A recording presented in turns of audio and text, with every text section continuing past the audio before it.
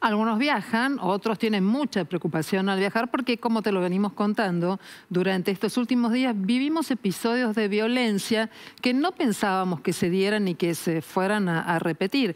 El caso de Tomás Tello, por un lado, que vuelve a recordarnos la memoria, la peor memoria del caso Baez Sosa. En Mar del Plata, la salida de los chicos, donde te informamos cómo se han dispuesto operativos para tratar de acompañar y prevenir incidentes de mucha violencia. Chascomús, un chico joven que mató a su familia. Porque, ¿qué es lo que pasa? Que se generan en personas tan jóvenes estos episodios de violencia tan contundentes. Quiero saludar a la licenciada en psicología Celia Antonini, que esta noche está aquí con nosotros. Celia, muchas gracias por venir a estas noticias a las 20:30. ¿Qué pasa con los chicos? ¿Somos los adultos que no los sabemos llevar, que no los podemos conducir ni contener, para que en algunos casos se generen estas situaciones de enorme violencia que terminan incluso con la vida? Bueno, hay una gran diferencia entre lo que es la agresión y lo que es la violencia. Nosotros, por ejemplo, cuando nacemos, todos venimos con un paquete genético de agresión que nos permite defendernos si alguien nos va a atacar. Pero la violencia es diferente, la violencia se aprende, la violencia no es algo con lo que venimos, no todas las personas son violentas.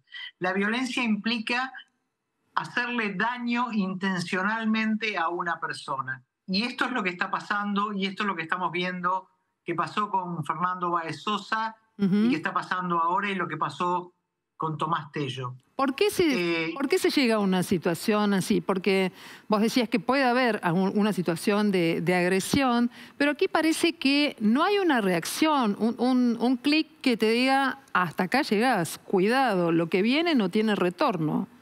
¿Por qué no está esa sensación de alerta en cada individuo? Porque la persona violenta pierde el sentido del miedo. Tiene que ver con la violencia. O sea, el violento se le activa la violencia, hace daño intencionalmente, pero no tiene miedo a la consecuencia. Después, por supuesto, sufre la consecuencia, pero eso no quiere decir que en un primer momento le tenga miedo. Y además, el violento tiene una falla en los mecanismos de freno de esa violencia. Claro. O sea, yo puedo tener la intención de hacerle daño a alguien y tener mecanismos para poder frenarla. El violento no, tiene una falla en el control de los impulsos, provocado por la educación posiblemente.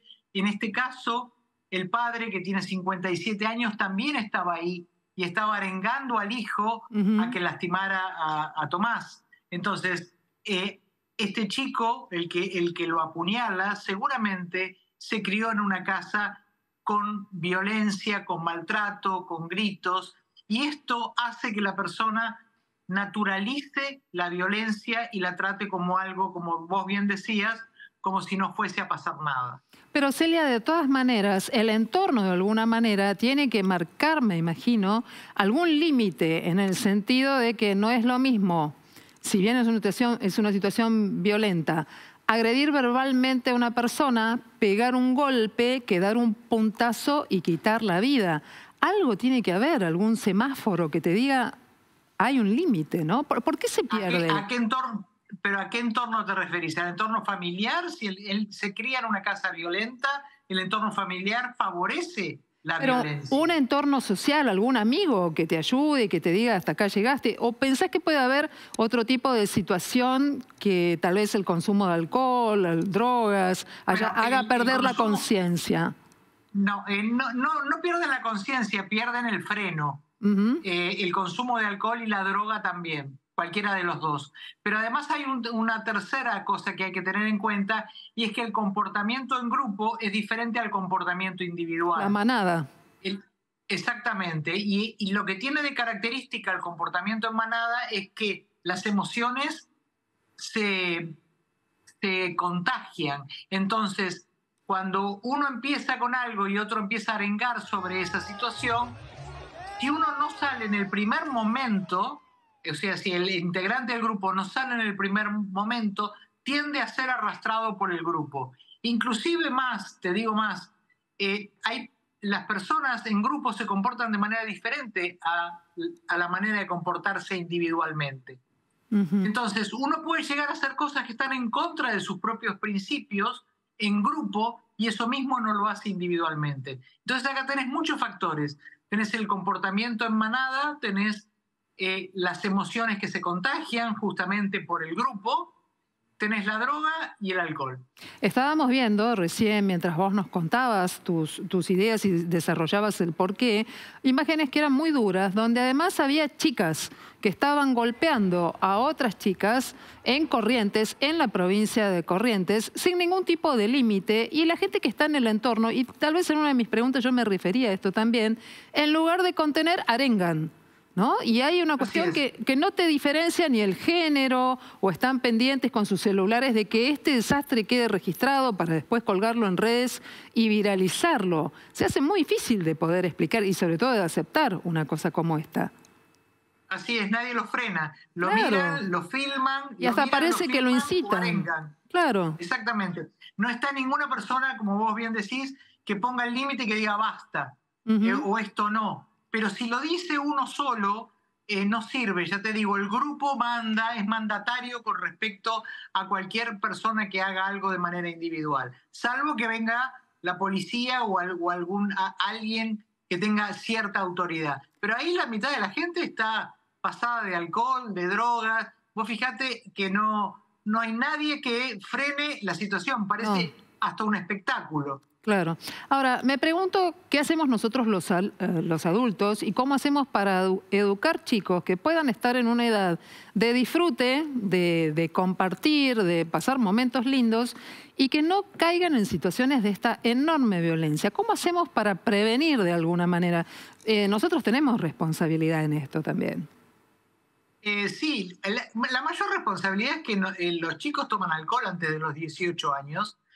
Y el cerebro no está preparado para que una persona, un menor de 18 años, tome alcohol. Es más, en Estados Unidos de 18 años lo pasaron a 19 y después a 21. ¿Por qué? Porque no está totalmente maduro el cerebro. Entonces, para empezar, se permite la ingesta de alcohol a menores de 18 años. Chicos que tienen el cerebro en formación, que todavía no tienen la posibilidad de ponerle mucho freno a las emociones, tienen emociones intensas por la edad que tienen y por el momento evolutivo que tienen, y si a eso le sumas el alcohol, le sumas la droga y le sumas el grupo, bueno, lo que tenemos que hacer nosotros como padres es poder hablar mucho con ellos y mostrarles esto que pasó con Tomás, que ojalá que sea la última persona que muera en estas circunstancias, y ayudarlos a que entiendan los peligros a los que se someten por el exceso de alcohol y lo que pasa cuando uno está en grupo. Lo que podemos hacer los padres es eso, es educar y es ayudarlos a que controlen sus emociones. Es algo así como una educación emocional la que tenemos que sostener los padres. Pero viste que a veces es difícil hablar con los hijos adolescentes. Ay, ma, ay, ¿qué me decís? Ay, papá, no, basta, no entendés, no. Todo esto llega al consultorio. ¿Cómo manejamos esas situaciones? Bueno, hay mucha desinformación por parte de los chicos. Yo siempre les explico qué es un coma alcohólico y cómo se llega a un coma alcohólico y cuándo hay que tener, cuando uno tiene que ver que un amigo tiene problemas o va a tener problemas con el alcohol.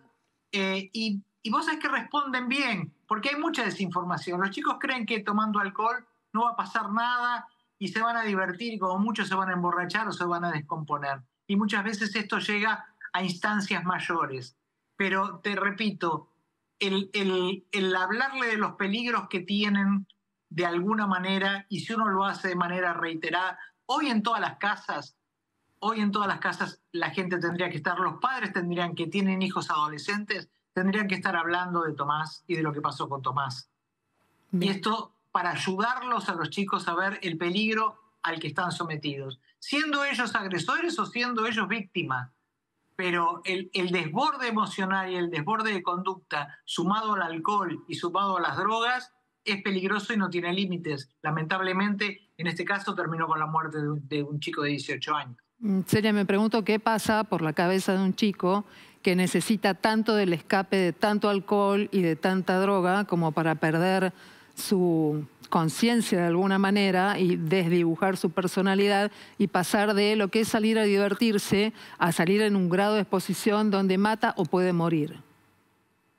Buscan emociones fuertes, emociones intensas, y cuando llegan a esas emociones, que son emociones químicas provocadas por sustancias, no son emociones naturales, o sea, uno no llega a esas instancias de manera natural. Cuando llegan a esos lugares, a través del alcohol o a través de la droga, ya no tienen control de su conducta. Muy bien. Es la psicóloga Celia Antonini quien nos ha ayudado a pensar esta situación por la que atraviesan los chicos y también nosotros, los adultos, especialmente los que somos mamás y papás, tratando de prevenir situaciones tan desgraciadas como estas que estamos viviendo en este arranque del año 2024. Te agradecemos mucho. Por favor, un gusto. Ahí estamos. Cuando volvamos de la pausa, vamos a seguir contándote más información en este que es el tramo final de estas noticias a las 20:30.